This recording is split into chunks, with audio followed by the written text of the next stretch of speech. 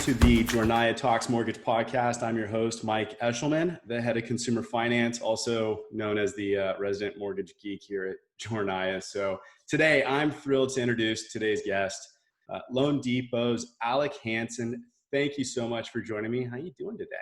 I'm good, man. Awesome to see you. I see our quarantine beards are competing for dominance. And there's only two types of things now. There's quarantine beards, and then there's dudes that just like full on, like just go down to the skin because they just can't handle it anymore. Yeah, I'm so fortunate. I'm starting to get long here on the top, but this is I happened to get a haircut a week before the quarantine really started, so I'm lucky in that respect. But this is the longest I've ever gone with facial hair. I mean, I got past the itchy phase and just decided to keep it. Yeah, I can't kiss my daughter anymore. She won't refuse to run away from my face. She won't tolerate it. But Glenn, it's good to be here, dude. I'm excited to have a conversation. Yeah, same here. Appreciate it. For those of you who don't know Alec Hanson, he's the SVP of Production at loanDepot. But Alec, let me toss over to you, Alec. Give us some background. I mean, who are you? How'd you get in the business? What do you love about this business? Why are you still in it? Oh, dude. This is the greatest industry in America that nobody knows about. To be able to help somebody with the largest debt transaction of their life, to help a couple buy their first home, like all that stuff is like straight up American dream, like incredible. And you also get to weave in, entrepreneurship, the sky's the limit. You grow as big as you want, work as hard as you want, get rewarded for your hard work. It is the best industry in the world. And I stumbled into it. I fell into it because my dad, who had been in the industry for a long time, still is, guy's a legend. I asked him for a job when I was at school, like a summer job in college, Mm-hmm. And I ended up shipping loan files in downtown Oakland when I was up at school in NorCal. And I shipped loan files. And then I was a processor 3 one summer, which meant I just ordered appraisals. Like I just took like an actual file, opened it up, like appraisal, put it over there. Physically opened it up. You had to, because there was paper back then in the days when the dinosaurs were here. And then actually that was terrible because I have ADD, like massive, like I gotta do stuff all the time, and this repetitiveness of file, appraisal, next file. I remember going down to the sales office like at the end of the day and being like, I will do anything down here. Like, do you have something I can do, like just to stop this? And they actually put me in a builder community. It was converted naval housing in Vallejo, Northern California, that was converted into condominiums. And I would sit there on the weekends and I would just take apps for the builder. Didn't know all I knew was the 1003 needed to be full. I can do that. Like I could answer the questions. Took apps, went back to my stack of files to the office on Monday, and some senior loan officer was like, let me tell you what to do here. And I fell into the mortgage industry, and I got really lucky. I got set up with some really great mentors who taught me the business. In 2003, when I really started, I had Kevin Buddy, this guy in South Orange County, who's like a icon in retail lending. He literally just said, look, Alec, and this is in 2003, when the world was booming. Like we were doing a lot of loans in the mortgage industry. And he just said, look, every day I want you to go out of the office and get 8 business cards from real estate professionals and bring them back. I mean, this is when call centers were cranking refis. I'm like, I don't know what I'm doing. He just told me to go get 8 cards from realtors. So I'd go out and get them and come back and really cut my teeth in retail lending, cut my teeth in purchase lending. And that has really served me for my whole career. I checked all the boxes. I got the top 1% Scotsman Guide Award every year. I did all the records. I had big numbers. My biggest year was like 185 million. I kind of checked the boxes. And then I decided that I wanted to get into management, which I don't know if I ever am going to regret that or appreciate that, or I don't know yet. But I still think origination is one of the greatest jobs in the world. Just if you're good at it, man, it's just unbelievable. But now I'm running, 8 states for loanDepot's retail platform. We're likely going to do like 5 or maybe close to 6 billion this year, which is crazy. Yeah. I feel really lucky to be part of this company, be part of this entrepreneurial spirit. Anthony Shea is a visionary and in the mortgage game. And so that's kind of where my space is today, but I'm really I'm a street originator, like in here, like I can never kick it. I still love when a loan officer is like, can I get some time to like talk about my business plan? And I'm like, yes, let's go, baby. Cause that's I love that stuff. So that's a little bit of my background. I'm a big dork, by the way. I'm in my garage. Back there is where my CrossFit gym started 13 years ago. I still have my CrossFit gym. We're like we're building our reopening plan right now. I'm a big comic book dork because I got in trouble a bunch with my sister growing up, and I got all the screens taken away, and all I had was my dad's trunk of comic books. So like I read all these comics growing up, and that's me. Oh, and my son is gonna be 9 tomorrow. Oh wow! I've got a happy early birthday. Yeah, dude. We're stoked in COVID where he can't see his buddies. Right. But yeah, you know, that's kind of I've been married. This is my 15-year anniversary coming up, which really excited that I can't do anything. We were going to go to Italy and we're going to go to Japan, and that all blew up. So, but yeah, life is good other than that, dude. Different life for sure. You actually, okay. Here's a trivia question for you. I'm putting you on the spot here. Ready. What is the significance of March 2012? I'll give you a hint. You kind of touched on it already in the last 60 seconds. Yeah, you're never going to get it. So I used to live in Orange County. I was working on a street called Paularino in Costa Mesa and wanted a local gym to work out at lunch. So I inquired at CrossFit Costa Mesa and got an email from Alec Hanson about, sure, come on in, check it out. I was working out at CrossFit Orange County at the time. I lived in San Clemente. So anyways, it was so hilarious because when I went into my email, went to search Alec Hanson to just send you an email. I mean, I just performed the search. I'm like, wait a minute, 2012, what are you talking about? And then there it is. I'm like, you gotta be kidding me. So yes, and you guys have obviously been disruptive, but didn't you send equipment to like a lot of your members for them to continue working out? Yeah. I mean, it's been a long time since I would like originate loans and come home at 6:30 and train people in my garage. Right now I'm really blessed to find some incredible people that kind of run the gym. And yeah, when we couldn't open back up, we made home packages for every one of our members. That's and just great. Shipped our gear home to them. And then, my trainers and the owners, my partners, they go live every day, multiple times a day, training, doing the group classes and bringing people along. And it's been hard. It's not ideal because we like to be around each other. But yeah, you got to pivot somehow. Yeah. And that's, a perfect segue into, the mortgage industry has been obviously a roller coaster in various aspects, right? I mean, the servicing side has been wild. Rates have been wild. You talk, liquidity, margin calls, all this stuff. If you're in the mortgage industry, I mean, I'll tell you, I've gotten a doctoral degree in mortgage just in the last 2 months. It's been crazy, but I'm most interested in talking about the consumers and the loan officers because, similar to how you had to adapt with your gym, with all your customers, sending them home packages. I mean, similarly, you have a lot of these retail loan officers who can no longer be at open houses or having a harder time. I'm sure getting referrals from realtors, not able to go meet face to face. I'm sure you're seeing or hearing a lot of success stories, some failures as well. But how has that been on the front lines? What is that experience? How has that experience changed in the last couple of months? Yeah, it's crazy. And it's one of those things that I lean back on kind of my own personal experiences and how we navigate through change. And, you and I were talking about this a little bit ago, but, in 2007, 2008, when the credit crisis ravaged the economy, I was a branch manager at the time leading about 100 loan officers. We had a mega office, and all of a sudden now the industry went to a halt. And all the products that we had been using were evaporated. All of the loans mid-cycle were canceled and declined, and couldn't fund. Companies by the truckload were going out of business, and it became this massive pivot point, but it was forced. It was forced on us in retail lending. And so all of a sudden, many of us had new companies, new bosses, new guidelines, new rules, and we had to figure out how to navigate that to continue to do loans. And a bunch of people in that time, by the way, got washed out to sea. They stopped doing loans. They could not make the pivot.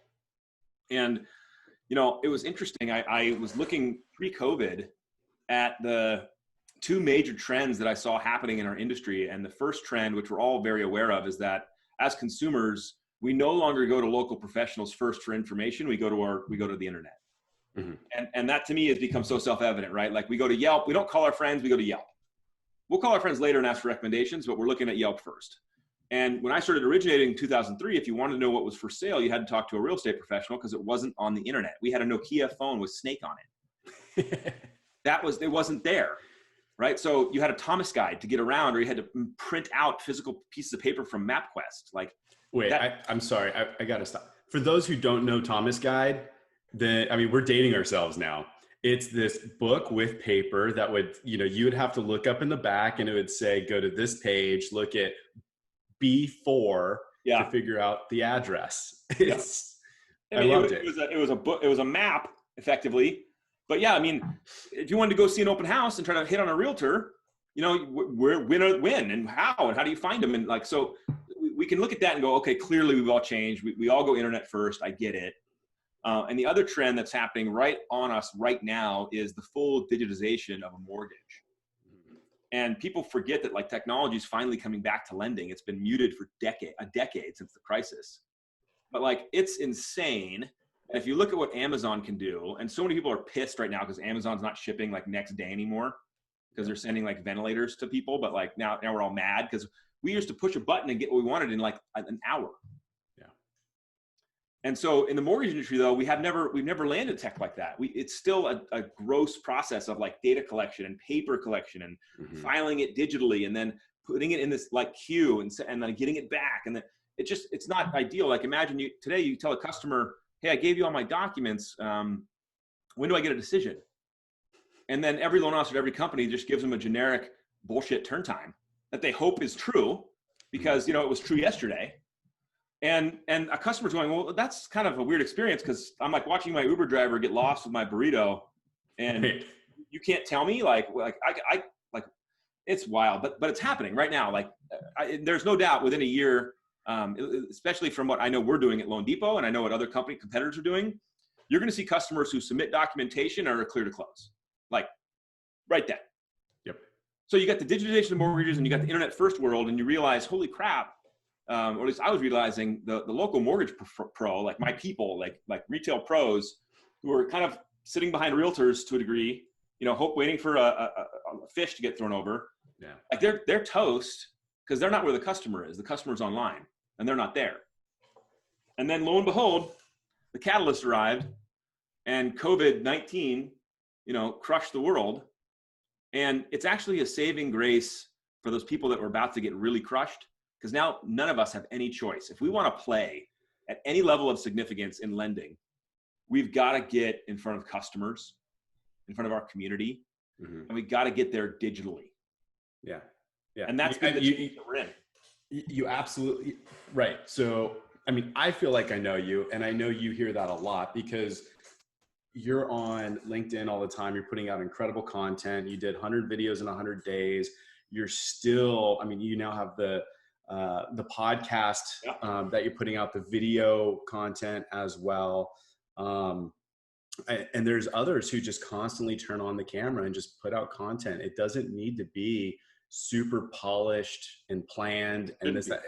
Just turn on the camera, go. And since people can't get up in front of their communities physically right now, you have to adapt. And I think everyone will be much better for it once we kind of get beyond this quarantine. It'll be a new world. Well, and Mike, here's the irony of it all. Many salespeople that I know that are great salespeople internally have huge, huge fears. They're either fears of rejection, fears of inadequacy, fears of insecurity. And those fears, they've figured out how to hack those fears or get around them or navigate through them. But nobody that I know in sales walked in being like, I'm the man. Thank God I'm here. Let me tell you why you need to use me for loans. Everyone's dealing with their own stuff. And a lot of local real mortgage pros figured out how to adapt and get through that. Well, now they have to do it again. Because I know mortgage pros that could sit in front of a room of 30 realtors and give an incredible presentation about the mortgage industry and what's going on. And live. And then the second, this little stupid camera light goes on, it's full on, fear, panic, robot mode comes out. And because it's a new skill. It's a new skill. And either the ones that you see leaning in and learning it and just kind of overcoming it are the same ones that figured that out in origination years ago, and they're just doing it again. But it's definitely required, or you can't play in the game anymore. Like if I coach someone today, instead of saying, go get me 8 business cards a day, I'm like, I want you to put 8 pieces of video content up per day on the internet. And they're like, oh. I'm like, well, maybe 1. How about 1? And so it's like, you know, if you think about, I mean, what was I've done the door-to-door sales before, business to business, right? Oh, walking into someone's office cold is terrifying. Worst. But you know what? You do it, you get better at it, and you get very polished. It's, you know, very similar today. It's uncomfortable. Gosh, I mean, let's talk about, going back to the CrossFit thing, right? Get comfortable being uncomfortable. For sure. I mean, that's a huge thing when it comes to doing video and content and just changing. People are forced to change. It might be uncomfortable, but get comfortable with that. Well, and here's where everyone gets freaked out on. And this is just the truth now. Forget the insecurities for a second. They always say the same thing. I don't know what to say, or I'm afraid I'm going to run out of content ideas or things to say. And then I'm going to disappear or vanish. Or what if I say something dumb and then, or wrong or incorrect, and then the internet, you know, attacks me. And so it's just better to go, just not do it. Yeah. And there's so many ways to get over all of that information. Like we all have incredible stories to tell. From a customer we served, by the way, am I glitching out? No, am I good still? You're good on this side. I'm hearing you good and seeing you good. This is the great part about, you know, the internet. It's like everyone's on it, so it's crushing it everywhere. And we never know if like I'm talking and I'm totally just gone. But my point is, dude, Mike, everyone has an incredible story to tell, from the customer they served to the deal they saved, to the family they just saved $1,000 a month on, to how they're feeling about COVID and how their family's doing. And, you know, you don't have to be, and you shouldn't be, a commercial or a billboard. You should be a human who has competencies in your space in mortgage sales. And you should be sharing that with everybody so that you can help hopefully change their life too with what you provide. There's so much out there to tell. And so the issue isn't there's not enough content. The issue is I'm afraid. Yeah. And look, Mike, I'll give a story that I was talking to Dave Savage the other day. I was so afraid. So I couldn't, my fear of rejection from growing up, you know, and being bullied and having all these insecurities around me, you know, my biggest fear was rejection, like getting a no. And so my boss like, hey, you can call realtors for an appointment. I'm like, not a chance. I'm going to call a realtor for an appointment. Not a chance. And he goes, well, then you got to go meet them face to face. And so I was so afraid, but I knew I had to meet them, that I would just go. In the beginning, I wasn't even bringing a business card or a flyer. I would literally just walk in, introduce myself. Hey, it's Alec with loanDepot. And that was it. I wouldn't pitch them. I wouldn't say anything else. I might ask like, great listing, or congratulations on this listing, and some kind of small talk around like the house that I was in. And then I would just see if they would engage or not. And if they wouldn't, I would like, do you mind if I look around? They say, cool. I'd look around. And I was prepared if someone said, why are you here? Because I'd be like, oh, I just like to see, you know, I'm local. I live over here. I like to see what the market's doing. And I like to meet great agents. Yeah, sure. And the reason that I ended up hacking my own success there was because I didn't sell, because I wasn't pushy, because I didn't ask who you're using today as a lender and, you know, why, you know, then the 6th or 7th or 8th time I'd meet that realtor, I wasn't the weird threat. I wasn't a guy coming in to sell him something. I was just Alec, who apparently works really hard and he's out here all the time. You know, I was 23 at the time. I didn't know what I was doing. Yeah. And all of a sudden I started to build relationships with people because I wasn't pushy. I wasn't selling them stuff. And I started to get questions like, what's going on with rates and what products you know, and then I could ask, and I got to a point with somebody where I was literally able to say, dude, I've known you for like a year now.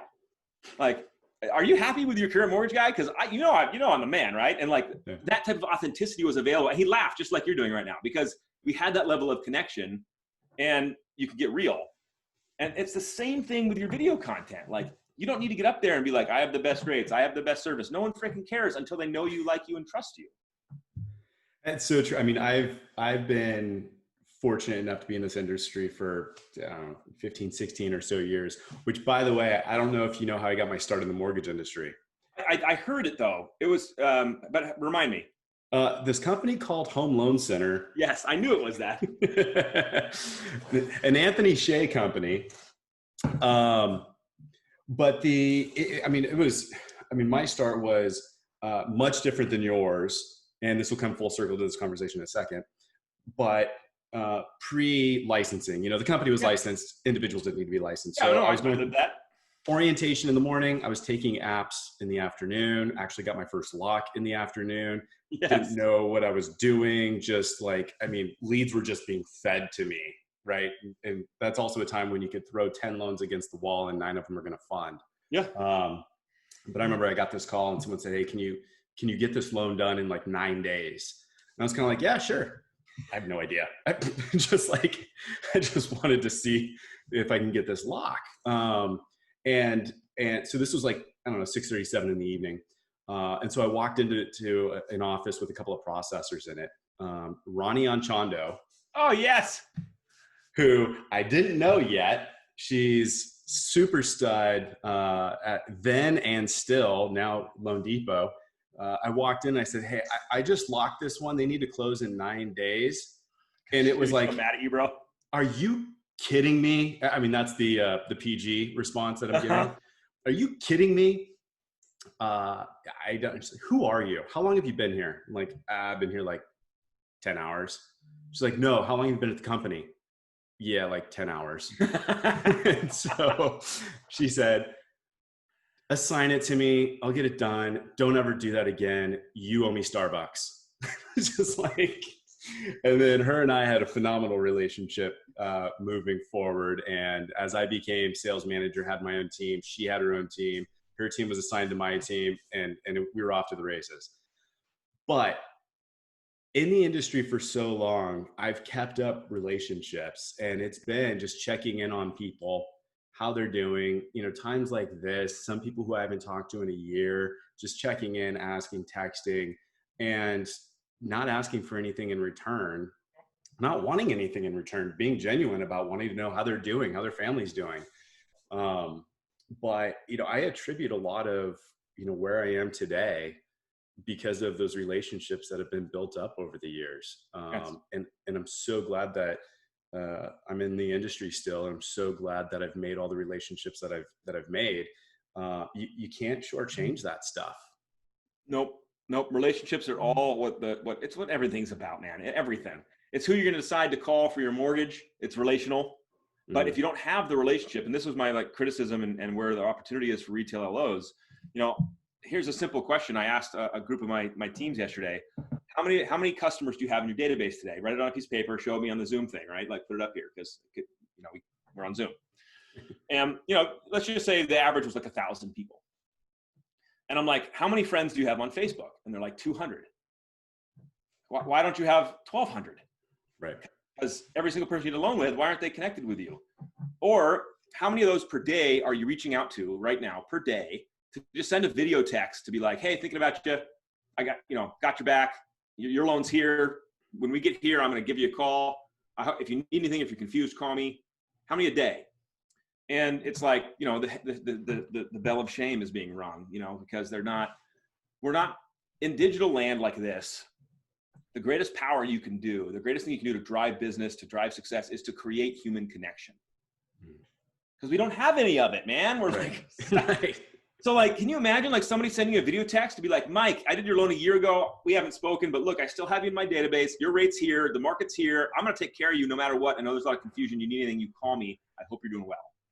You'd be like, "Dude, that was awesome. I feel bad. Someone's actually thinking about me while I'm trying to navigate, teaching my kids, homeschooling my kids."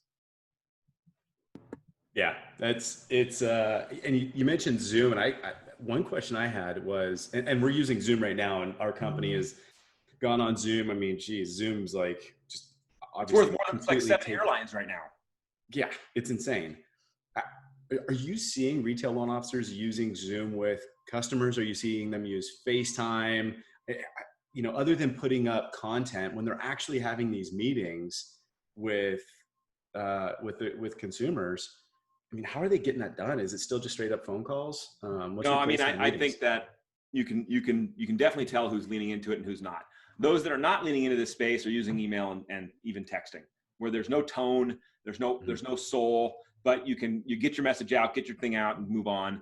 A lot of people calling right now, but I tell you what, dude, here's a funny statistic, Mike, and you'll love this. You know, like direct lending has been built on calling customers who push buttons online. Mm-hmm. Guess who doesn't want to answer their phones? People who pushed buttons online. Like they would have called. Like, shock. I know, but like, there's a lot of like, there's people today, like, and I'm kind of one of them, which is like, please don't call me unless it's an emergency or like, you know. And my friends have total permission to call me, but like, it bugs me. Like, I'm in a rhythm. I'm doing stuff. So that's where video now is becoming insanely powerful. Mm-hmm. Insanely powerful. And live video, by the way, and this is not, I'm not trying to pivot into content strategies, but like live content is replacing video content by the second. And that's where a Zoom call with a customer or a live cast on Facebook, you know, that stuff is becoming what we're all wanting to engage with. Because even right now, and we're on a Zoom mic, and this thing might be an audio version of the podcast later, but like, I can tell right now if you tune me out. I can see it because you can't hide. You know, you're right there. And in fact, it's even funnier. I did a whole thing on digital body language. Even when you're in a meeting with like your bosses and your colleagues, I can tell immediately who's being a piece of crap, because either the camera's off, so they have no respect for anybody in the call. Yeah, exactly. The camera's off. Or they're doing this move where they're like, yeah, I'm listening. Yeah. Like, you know, and they're on mute. Yeah. This is my personal favorite. Like, I've seen people, bro. And I'm like, really? Like, the eyes are up here, guys. But this is the new normal, and we're not used to it. We're not used to it. It makes us uncomfortable a little bit. Mm-hmm. Like right now, even with Zoom, you know, Mike, I want to look at your face, but your face is over here. But if I want to look at your face, I got to come up here. And now I can't see, you're in my peripheral, but this is a new skill. Yeah. So if I want to show you I respect you and like you, and I'm in, and you're talking to me, I need to look here, as opposed to looking here where now I'm looking at you. But I could be looking at whatever I want right now. I've literally, by the way, I wonder how funny that's going to come across on audio. They're going to know exactly what we're talking about, because they're living it. We're all living it. Right. So, but yes, I've started dragging. So I'm looking at you, and I've put you as close to the camera as I can to try and get, that reality, that real feeling of connection. And dude, you know what I coach to? I say, put your own face as close to the camera as possible. That's what I coach to.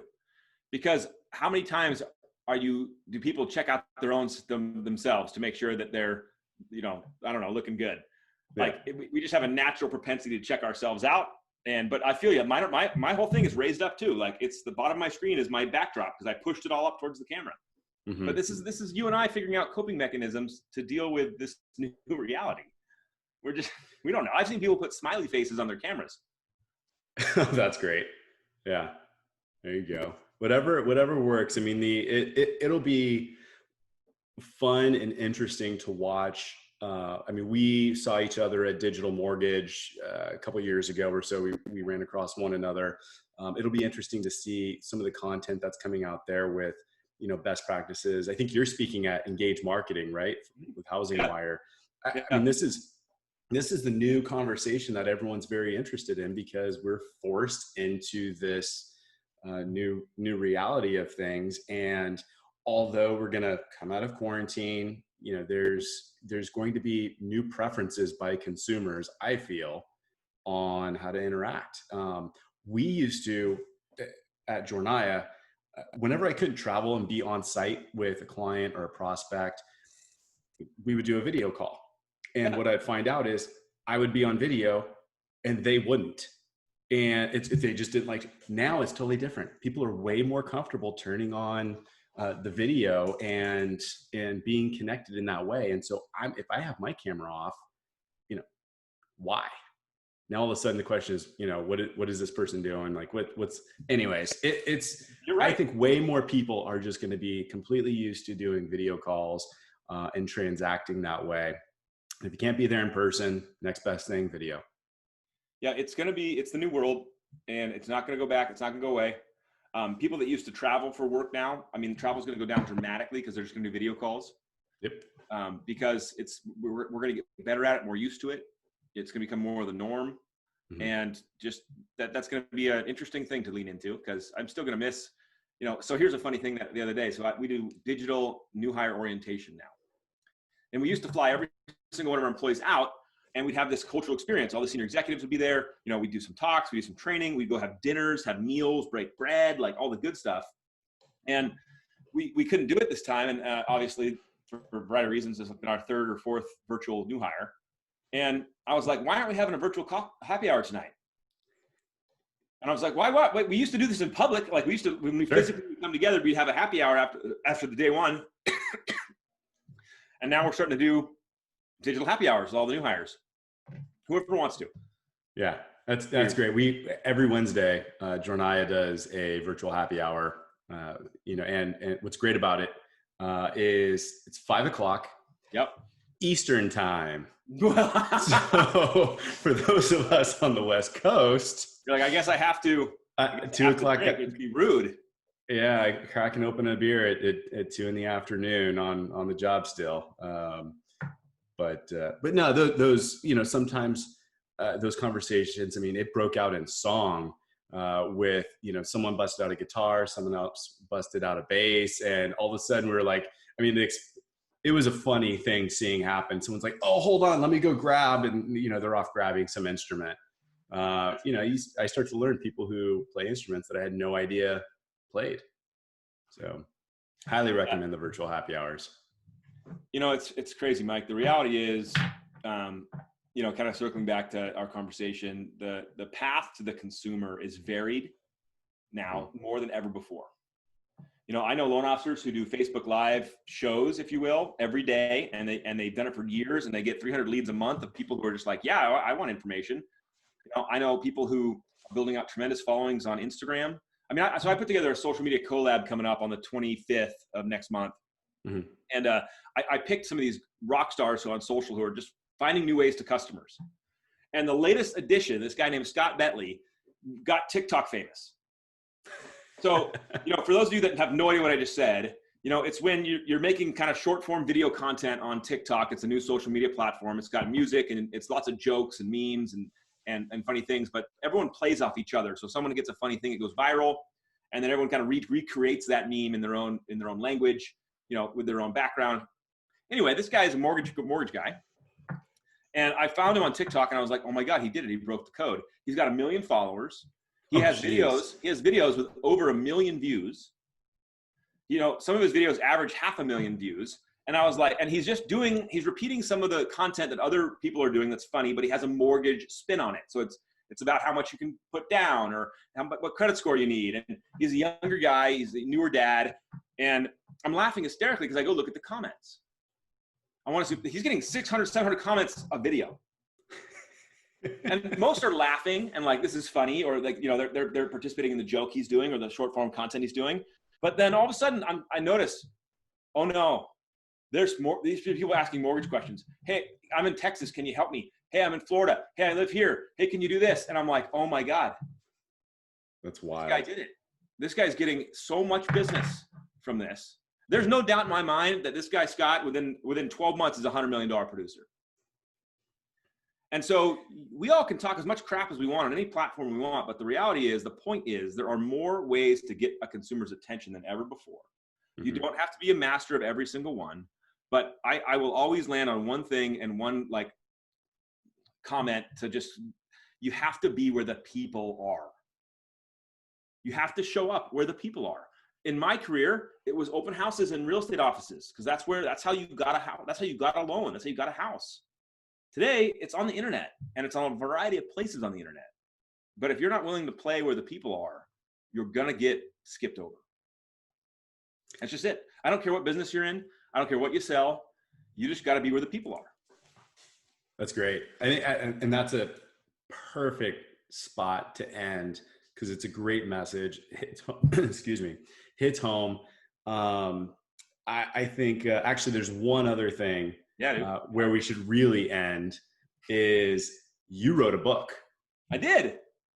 And actually I look way smarter than I thought I would ever look, because I started the book in 2018, and it was about exactly kind of what we talked about earlier, which is the digitization of the mortgage, where you're going to see clear to close at day one, and that the fact that everyone's going on the internet first for what they need in life. And so if you can get your loan done on day one and everyone's going on the internet, if you're a retail local pro hanging out at home or hanging out at the open house, that they've already missed you. The book title is Bypass. They bypassed you. I mean, it's crazy. Like, I'll give you a weird example, and I've got a lot of respect for Quicken, even though that we are a fierce competitor of theirs, and you know, but you have to give them credit. They were where the consumer went. They were on the internet. It's like Gretzky's quote, right? They went where the puck was going. Yeah. Whether they got lucky or whether they got a combination of luck and skill, they had foresight, who knows? But all I know is they were there. And I'll go to some local loan officers that I may be recruiting or talking to, and I'll give them a market share report and be like, you know, who's the number one lender in your county or in your city? And they're like, oh, that's this company or this non-bank or this bank. And I'm like, no, it's Quicken. And they're like, I'm like, do you ever compete against Quicken? And they go, no. You're not even in the game, bro. Right. You're not even in the game. You don't even know they're taking your lunch. And so, you know, I started writing this book, Bypassed, about the need to get in the internet and get where the customers are and get top of mind and, you know, earn headspace and all this stuff. And then COVID happened and I look like a freaking genius because now the catalyst is here. Yeah. Now it's unequivocal. Now you have to recognize that you've got to change your business. And so, yeah, and it comes out on the 28th. So I got like 6 more days of pre-sale before it comes out now. And I look really smart, except unless you buy the audio version, and then you're going to find out how dumb I am because I read my own audiobook. Yes. It's the worst, dude. I have a buddy who's helping me like record it and produce it in my podcast studio. And I was like, every time I'm like, stop recording. Stop it. God, who wrote this garbage? Like, I got to do it again. Let's do it again. I couldn't even read it, dude. I felt like a total invalid. Oh my gosh. Well, where can people pre-order? Where can people get Bypassed? Amazon, Barnes & Noble, Kindle. And you know, the other thing that is cool is I always felt weird about writing a book. I felt weird because I don't like gurus. And let me give you what I mean by that. Like, I like practitioners. I like people who are in the space, like, and figuring it out in the meat and having problems. I have a tough time with somebody who's on the sideline being like, go that way. Right. You'll make so much money. And I'm like, why don't you go that way and make the money? Like, so I just, and don't get me wrong. Like, when someone gets inspired to be a coach and they go make their whole career into helping other people, there's tremendous pride I have in that. Cause I'm like, dude, that's hard. You could easily do it yourself and yet you're going to give to other people. But I always check motives and I'm always curious. So when I wrote the book, I was like, I feel weird, dude. Like, I don't like how I feel about this, but I really wanted to get my content out in that medium. And so I decided that I was going to donate 100% of the proceeds to a veteran-focused nonprofit called Freedom Alliance. And I'm not going to make a penny on the thing. This is my gift back to an industry that has given me so much. That's fabulous. So this organization provides scholarships for kids whose parents were killed in battle. You know, they do incredible things for soldiers and veterans. They're a 30-year organization. They're a wonderful nonprofit. So I've just said, you know what? They get all the money from this thing. And I know you and loanDepot and Anthony have been connected with Freedom Alliance for a little while now. The annual event, you know, War Heroes on Water, is a great event. So yeah, good for you. That's fantastic. I look forward to the book. We'll definitely be giving it a read. So thank you. Cool. Well, thanks for joining the podcast. Great talk. I appreciate it. Have a good, safe time getting through the rest of your quarantine, and looking forward to coming out the other side and actually getting out and hanging out with you. Dude, I cannot imagine. I got to give one more tip though for everybody that's not watching this, but who's going to watch it later. Do you know what SnapCam is? I don't. Now you do. Now everyone, Oh, I'm definitely getting this video out there, and everyone's gonna go check it out for dude, sure. in the world of video bullshit technology, sometimes you just need to be a potato. This reminds me, my wife's gonna kill me probably. So her company was doing Zoom meetings, and there was a day she was just like, you know what, no makeup, messy hair, don't care kind of mentality, and she had a video conference call with her company, and she found a plug into Zoom where it basically takes the Snapchat filters. That's So it. That's this. is that the same thing? Yeah. Okay. So there you go. She had makeup on. She had, like the eyeliner, like all that stuff was. And then my 17-month-old goes running into the picture, and all the makeup got switched over to him and totally blew her cover.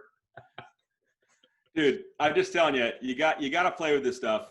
You got to have some levity in the world, or else we're all going to lose it. So I prefer talking potato, but whatever everyone enjoys.